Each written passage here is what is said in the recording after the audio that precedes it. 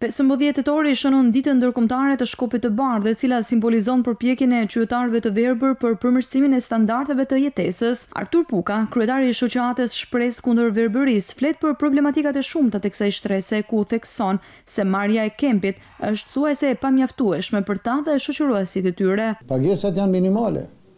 Janë një që nuk mund ta imagjinojmë një i verbër me marrë një pagesë kempit, 150.000 lekë 2 vjetra. Llogaritë ashtu si vetëm unë që po flas, kam gati 130-140.000 lekë vetëm ilaçe.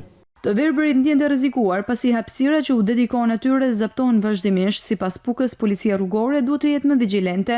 Trotuarat i kanë zaptu motorat e biçikletat, pavarësisht se i ka liru hapësinat, por ne jena të rrezikuar tash edhe në për trotuara dhe në për vende që mund të jenë hapësinat e liruara. Mbajtësia e policisë vendore Shkodrës që të merret me pjesën e bllokimit që bëjnë motorat edhe biçikletat në trotuara. Në Bashkinë Shkodër janë rreth 1500 persona me probleme të shikimit. Edhe këtë 15 tetor të verbërit në Shkodër janë bashkuar rretheve të tjera, duke marshuar në kryeqytet për më shumë vëmendje ndaj tyre.